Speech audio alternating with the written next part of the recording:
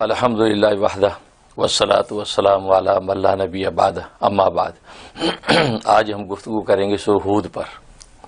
سورہ ہود یہ مکی صورت ہے جی، اور 123 اس کی آیات ہیں۔ اچھا، اور ظاہر ہے کہ جیسے ہم سورہ فاتحہ سے سلسلہ ہمارا جاری ہے، جی، سورہ فاتحہ میں اللہ تبارک و تعالی نے اہدنا الصراط المستقیم کی دعا کروا کے جی، گویا کہ ہدایت مانگنے کا حکم دیا تھا، اور ہدایت اللہ کے ہاں سب سے بڑی ایک قیمتی چیز ہے جو بندے کو حاصل ہونی چاہیے۔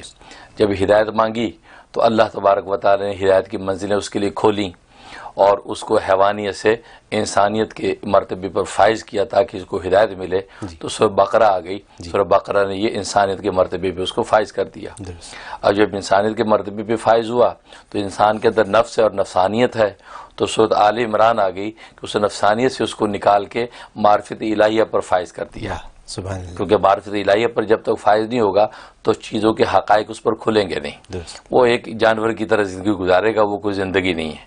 تو معرفت الہیہ جب اس کو ملی ہے، اب اس کو پتہ چل گیا کہ زندگی کے طور طریقے، معاشرت ہے کیا چیز، انسان کے اندر میں کیا قدر و قیمت ہونی چاہیے۔ تو سورہ نساء آ گئی اور معاشرت کا حکم ہو گیا، اپنے بیوی بچے فیملی بناؤ، مل جل کے رہو، کیونکہ اب نفس کی تہذیب ہو چکی ہے، نفس مہذب ہو چکا ہے، اب ایک دوسرے کے حق کو پہچانے گا۔ تو سورہ نساء آ گئی۔ اب سورہ نساء میں جب معاشرت طے ہوئی، گھر بار بنا، تو کھانے پینے کی ضرورت پیش آئی، تو گھر میں دسترخوان لگے کھانے کے لیے، تو سورۃ مائدہ آ گئی، اور مائدہ دسترخوان کو کہتے ہیں۔ اب کھانے بیٹھے تو سوال اٹھا کہ کیا حلال ہے کیا حرام ہے، کیا نہ کھائیں۔ یہاں انسان شتر بیر مہار نہیں ہے جہاں چاہے منہ مار دے، تو کہہ دیا بھی یہ جانور حلال ہے، یہ حرام ہے، یہ کھا سکتے ہو، یہ نہیں کھا سکتے۔ لہٰذا اس احتیاط کے ساتھ اس نے کھایا اور اپنی جو ہے پیٹ کی ضرورت پوری کی۔ جب ضرورت پوری ہو گئی تو کہا کہ ضرورت تو پوری کر لی، اب فضیلت کا کام کرو۔ تو سورۃ اعراف آ گئی، اور فضیلت کا کام یہ ہے کہ جس نے یہ کھانا عطا کیا اس کا شکر بجا لاؤ، اس کا پیغام لوگوں تک پہنچاؤ، گویا کہ دعوت تبلیغ کا حکم ہو گیا۔ اب سورۃ اعراف میں دعوت تبلیغ کے لیے نکلے تو ظاہر ہے کہ لوگوں سے جب دعوت تبلیغ کے کام میں لگے تو لوگوں سے مڑ بھیڑ ہوئی، تو ہر طرح کے لوگ ہیں، کوئی خر دماغ بھی مل جاتے ہیں، لڑائی پھڈا ہو جاتا ہے۔ تو لڑائی کی حدود بتا دی سورۃ انفال میں کہ لڑنا ہے تو یہ حدود ہے، اس حدود سے باہر نہیں نکلنا، درندوں کی طرح نہیں لڑنا، اس کی حد بندی ہے۔ اور اگر زیادہ بڑھ گئی، ملکی سطح پہ لڑائی ہوگی تو جہاد بن گیا۔ تو جہاد کے یہ آداب ہیں، اور پھر دشمنوں سے مال غنیمت ملے گا، اس کی تقسیم کا یہ ضابطہ ہے۔ یہ نہیں کہ جس کے ہاتھ لگا لے گیا، نہیں، اس کو اس طریقے سے رکھ کے اپنی امیر کی نگرانی میں اپنے حصے بکھری کیے جائیں گے۔ تو انفال آ گئی۔ اب انسان جب کسی کام میں لگا ہوا ہوتا ہے تو اپنا محاسبہ نہیں کر سکتا۔ اب جب لڑائی میں لگا ہوا ہے تو محاسبہ نہیں کر سکتا، لڑائی کے بعد سوچتا ہے کہ یار میں نے یہ بات غلط کر دی، میں نے یہ ظلم کر دیا، یہ زیادتی کر دی، مجھے یہ کرنا چاہیے تھا۔ تو بعد میں خیال آتا ہے، تو کتنی کوتاہیاں جب سامنے آئی تو دل بے چین ہو گیا کہ اوہو یار میں نے اس پر زیادتی کر دی، زیادہ اس کو میں نے مار دیا، یا میں نے یہ بات کا جواب نہیں دیا۔ تو اس کو جب یہ گھٹن محسوس ہوئی تو کہا گھبراؤ نہیں، سورۃ توبہ آ رہی ہے، اب توبہ کر لیں، توبہ کر لے، دل ہلکا ہو جائے گا۔ اب اللہ کے سامنے رویا، توبہ کی کہ یا اللہ تیرے حق ٹوٹے اس کی معافی چاہتا ہوں، تیرے بندوں کے حق میں زیادتی ہوگی میں توبہ کرتا ہوں۔ تو اللہ نے معاف کر دیا۔ جب معاف کر دیا تو اللہ سے ایک محبت انس پیدا ہو گئی کہ کیسا کریم ذات ہے کہ ہماری کوتاہی اس نے معاف بھی کر دی۔ تو اس سے جب انس پیدا ہوئی تو سورہ یونس آ گئی، تو یونس نے وہ انس عطا کر دی۔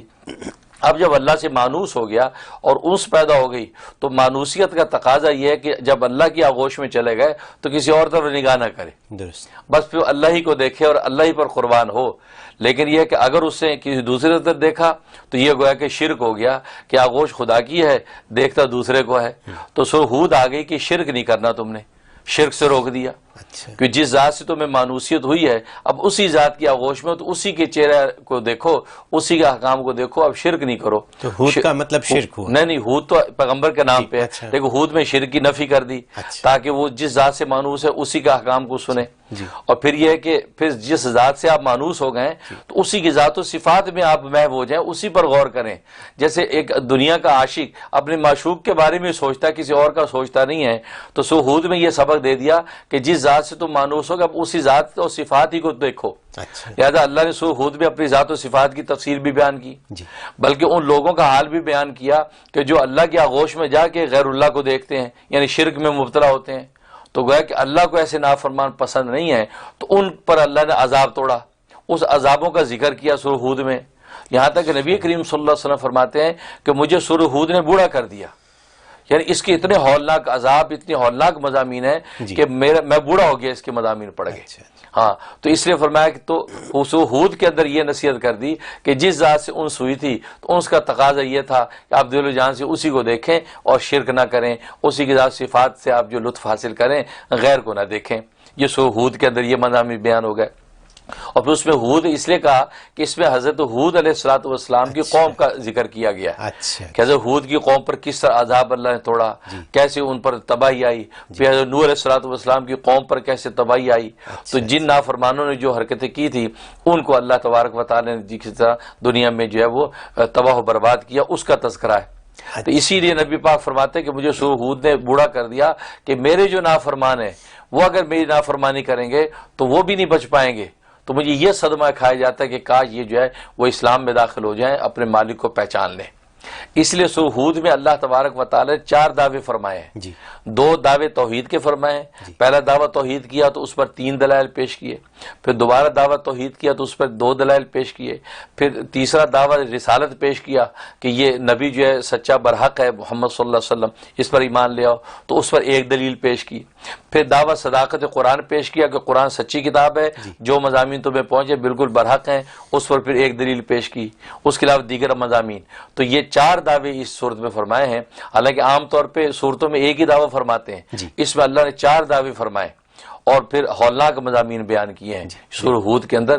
اس طریقے سے یہ سورہ ہود جو ہے اپنے مقام کو فائنل میں پہنچتی ہے۔ تو میں انگریزی میں کہہ سکتا ہوں کہ بہت ہیوی ڈیوٹی صورت ہے۔ ہیوی ڈیوٹی بالکل، کیونکہ نبی پاک صلی اللہ علیہ وسلم تک نے کہا کہ مجھے بوڑھا کر دیا اس کے مضامین، یعنی ان کو اس سے تکلیف پہنچی کہ آئندہ کا لوگوں کا عذاب انہوں نے دیکھا جو کہ شرک کریں گے، شرک کر رہے تھے۔ بالکل بالکل ٹھیک ہے۔ اور پھر 4 دعوے فرمائے، کسی صورت میں نہیں ہے۔ بالکل بالکل۔ تو اور جہاں تک اس کے فضائل فوائد کا تعلق ہے تو عام طور پہ جو ہے وہ بس اوقات انسان کسی ایسے دشمن کی اس میں نرغے میں پھنس جاتا ہے کہ چھٹکارے کی شکل نظر نہیں آتی۔ دشمن طاقتور ہے، بڑا خطرناک ہے، اور یہ بیچارہ بالکل بے بس ہے، عاجز ہے۔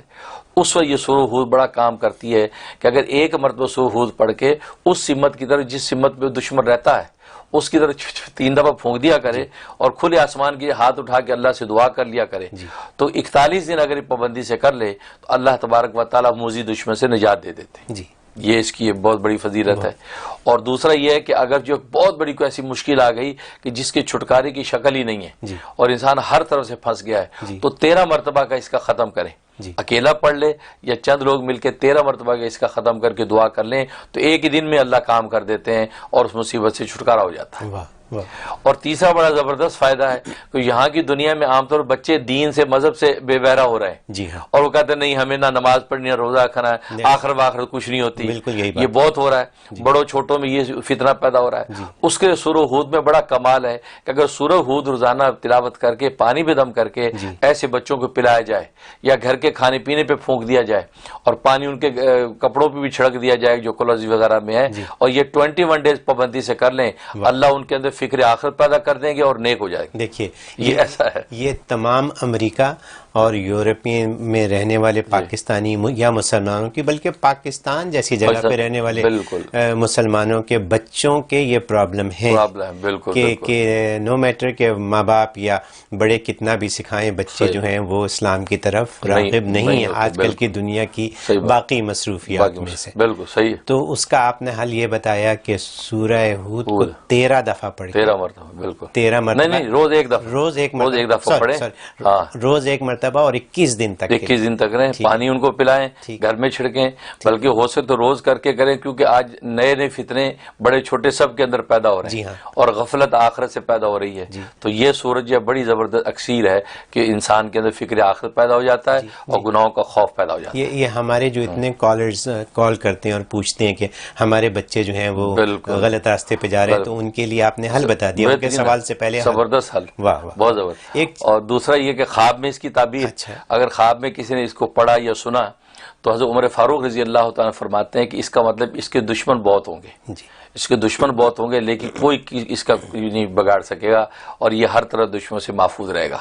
اور امام جعفر صادق رحمۃ اللہ علیہ فرماتے ہیں کہ اگر اس نے سورہ ہود خواب میں پڑھی یا سنی تو اس کا مطلب ہے کہ اللہ اس کی عمر کو لمبا کریں گے، اور اس کی زندگی میں سفر زیادہ ہوں گے، سفر زیادہ ہوں گے، اور اس کو یقین و ایمان کی دولت سے اللہ جو ہے وہ سرفراز کریں گے، اور آخرت میں اللہ تبارک و تعالی اس کو اتنا اجر دیں گے جتنا حضرت نوح علیہ الصلوۃ والسلام کے ماننے والے اور نہ ماننے والوں کی تعداد ہے، یعنی ان کی تصدیق کرنے والے اور تکذیب کرنے والے سب کی جتنی تعداد بنتی ہے، ہر عمل کے بدلے میں اللہ ان کو اتنا اجر دیں گے اس شخص کو، اور آخرت میں اس کو جو ہے ان لوگوں میں شامل کریں گے جو دوسروں کی شفاعت کر کے جنت میں داخل کرے گا۔